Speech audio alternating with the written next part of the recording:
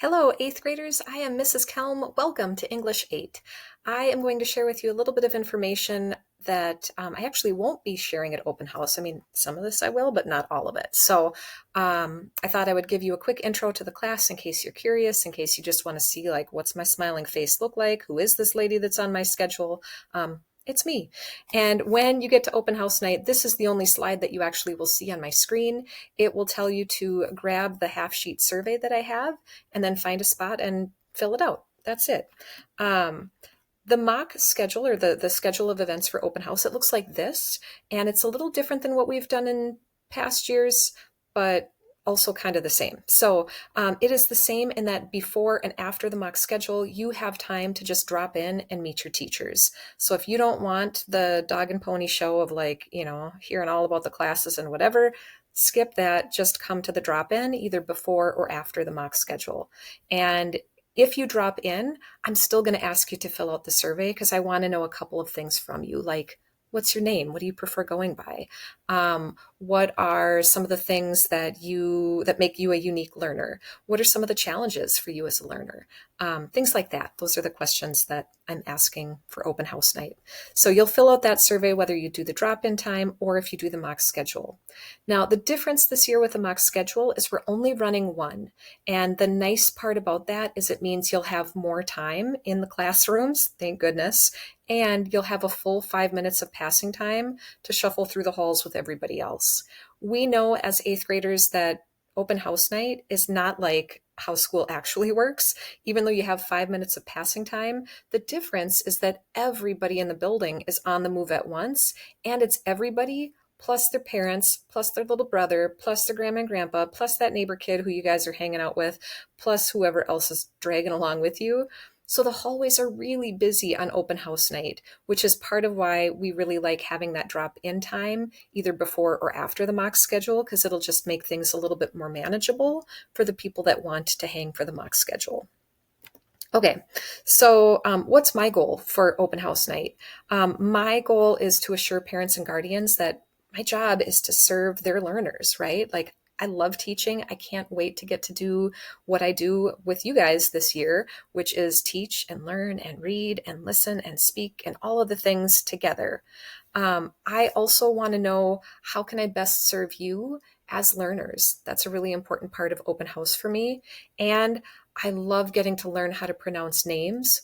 So that's what I'm going to focus on during the mock schedule time, is learning to get to know you, and the drop in and the drop in time before and after.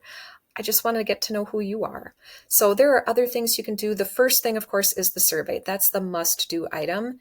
Everything else, the syllabus, exploring the room, learning how to contact me, joining Google Classroom, that's all optional. But the survey is a must because it's going to help me get around and introduce myself to students, and you guys will get a chance to introduce yourselves to me that way. This is a little bit about me in case you can't make it to open house or you don't get to hear all about it in person. So this will be my 6th year here at BCMS and my 23rd overall year of teaching. I have been teaching for a long time. If some of the faces in this picture seem familiar, that's because I've got a middle schooler at BCMS.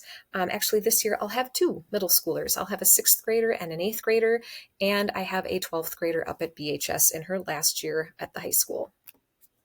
These are my areas of interest outside of, teaching and traveling and hanging with my family. This is what I like specifically to learn about related to school content. These are our units of study for English 8 this year. Now, worth noting, these might change. We got new standards. We're working on implementing those. And so you're definitely going to start to see a little bit of shift from what we share right now to what we actually teach during the year. So stay tuned. We'll keep you posted. This is our grading practice for English 8. We'll talk more about this as we get into the school year. Campus is a big part of your education. You guys know this as 8th graders. You can find grades in the portal.